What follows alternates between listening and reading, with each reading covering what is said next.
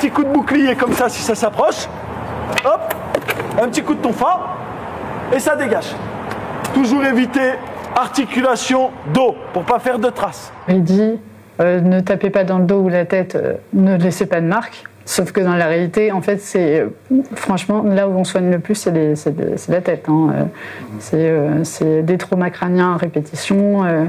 Et il y a quand même un moment où le formateur dit une chose assez juste. Ouais. Vous êtes là pour faire peur. Vous êtes là pour faire peur aux clients. Et en fait, ça marche parce qu'il y a des gens actuellement qui ont trop peur de revenir en manifestation parce qu'ils ont vu des gens se faire mutiler, ils ont vu des gens se faire attrapé par le cou. Avant le film, j'ai fait une observation en me présentant comme réalisateur de cinéma et je me suis rendu compte que, bon, certes, on m'avait accepté dedans, j'ai pu assister aux cours, aux simulations de manifestations. Bien, continue. Mais les élèves et les formateurs ne me montraient pas tout.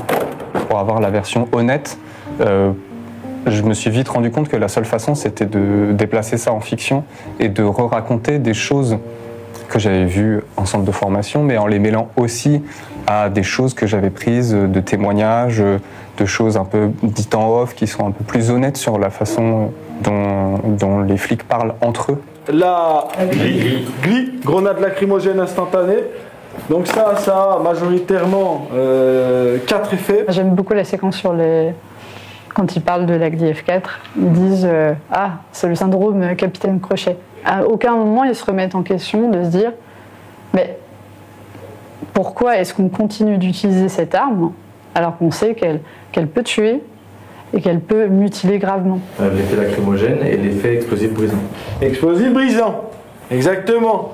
Le syndrome Capitaine Crochet. Il y a des scènes où j'ai pas mis tout ce que j'ai pu entendre parce que je savais, j'avais l'intuition qu'il y a des choses que les policiers se disent entre eux qui sont presque inaudibles et incroyables. Je pense que ça aurait peut-être desservi, en fait, et c'est vrai dans ta fiction, de dire des choses comme il disait, parce qu'à mon avis, j'ai peur qu'il y ait un certain public qui refuse en fait de voir la fiction et se disent non, en fait, c'est pas possible. En fait, c'est juste pour desservir les policiers et puis là, on regarde pas. Tout est possible. Bon, les œufs, les tomates, ça va, vous connaissez ça. La farine, ça va. Les cailloux, les pavés, les boules de pétanque, voilà, ça commence à faire mal, tu vois. Cocktail Molotov. Ils disent voilà, les fusées de détresse, etc., de l'acide, des lave-linges du 3e étage. Ça, c'est des histoires en fait qui sont vraiment arrivées, mais qui sont, c'est un fait divers. C'est un fait divers qui est extrapolé et dire on reçoit des lave-linges du 3e étage.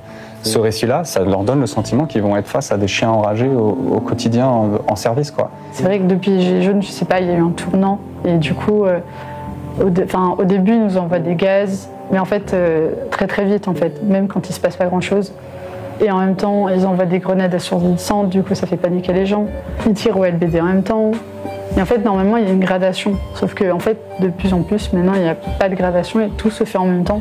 Donc en fait... Pourtant, c'est quelque chose qu'ils vivent, puisqu'ils font aussi des baptêmes au gaz lacrymogène. Moi, c'est des moments où j'ai vu des élèves CRS vraiment goûter littéralement l'angoisse que ça peut représenter, l'angoisse respiratoire, mais pour qui ça bouleversait pas leur vision que c'est dans l'ordre des choses, quoi, et que c'est légitime d'utiliser ça contre les personnes qui manifestent. Parfois, j'ai l'impression que la façon dont ils se comportent, parce parfois on les voit rigoler quand ils tapent des gens, hein, ou alors quand ils attrapent des gens, on dirait que c'est un jeu de terrain, grandeur nature, ou un jeu vidéo.